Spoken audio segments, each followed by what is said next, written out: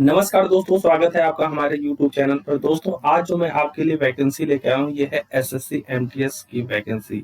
दोस्तों, एसएससी के द्वारा एमटीएस के लिए पोस्ट निकाला जा चुका है, जिसमें आप हमारे स्क्रीन पर इस समय देख सकते हैं, जिसकी एज लिमिट 18 से लेकर के 27 साल है।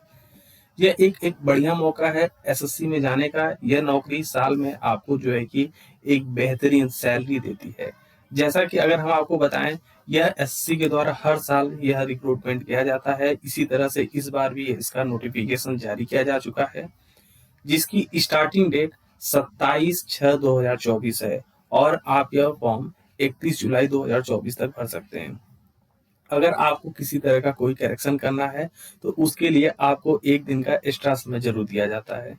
दोस्तों, यह फॉर्म हर साल, जैसा कि मैं बताया, एसएससी के द्वारा निकाला जाता है। सबसे पहले आप यह फॉर्म भरते हैं। फॉर्म भरने के बाद आपका जो है एग्जाम डेट आता है और जैसे ही एग्जाम डेट आता है उसके एक हफ्ते पहले आपका एडमिट कार्ड आ जाता है, जिसको आप डाउनलोड करके एग्जाम हॉल में जाते हैं।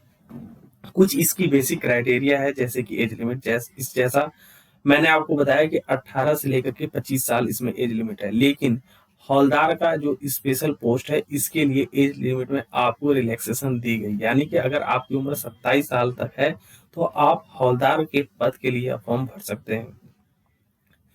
और अगर आप किसी दूसरे बैकवर्ड क्लास से आते हैं तो आपको एज रिलैक्सेशन और मिलेगा। जैसा कि आप स्क्रीन पर देख सकते हैं कि एप्लीकेशन फीस जनरल ओबीसी के लिए 100 रुपया रखा गया है। वहीं एससी एसटी के लिए किसी तरह का कोई चार्ज नहीं लिया जा रहा है। आप यह फॉर्म फीस डेबिट कार्ड के माध्यम से पेमेंट कर सकते हैं।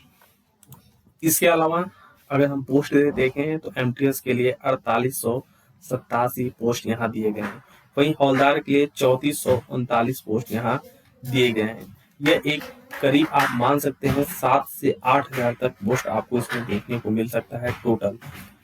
अगर क्राइटेरिया देखें तो आप अगर मैट्रिक्स पास है, यानी कि 10th अगर किसी आप रिकॉग्नाइज बोर्ड से किए हैं तो आप यह फॉर्म भर सकते हैं, जिसके लिए आपको कंप्यूटर बेस्ड एग्जाम देना पड़ेगा। इसके लिए आप एग्जाम हॉल में जाएंगे, वहां कंप्यूटर के सामने आपका पेपर होगा।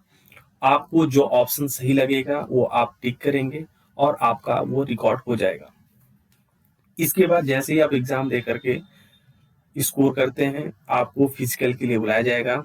फिजिकल के लिए भी यहाँ पे कुछ क्राइटेरिया है, जैसे कि अगर आप मेल कैंडिडेट हैं तो आपको 1600 मीटर की रेस करनी पड़ेगी 15 मिनट के अंदर। वहीं फीमेल कैंडिडेट है तो यह रेस आपकी 1 किलोमीटर की होगी 20 मिनट के अंदर।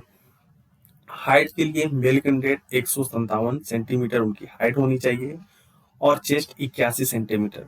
वही फीमेल कैंडिडेट के लिए 152 हाइट मांगी गई है। वहीं उनका जो वेट है वो 48 केजी से ज्यादा नहीं होना चाहिए। अब बात करते हैं सिलेबस की। दोस्तों, यह एग्जाम 2 स्टेज में होता है। जो पहला स्टेज होता है, इसमें आप जो है कि 2 पेपर देते हैं, मैथमेटिक्स का और रीजनिंग का। स्टेज 2 में आप 2 पेपर देंगे, जनरल अवेयरनेस का और इंग्लिश लैंग्वेज का, जिसमें आपको 20 क्वेश्चन देखने को मिलेंगे, यानी कि 20 क्वेश्चन हर एक पेपर के लिए। वही मार्क्स की बात करें तो आप यहाँ 60 नंबर का एक पेपर होता है, यानी कि 4 पेपर मिला करके एक एक पेपर का आपका 67 नंबर का यह एग्जाम होगा, जिसमें आपको 45 मिनट का समय दिया जाएगा। अगर आप यह एग्जाम क्वालिफाई करते हैं तो ही आपको जो है कि आगे के लिए प्रोसीड किया जाएगा।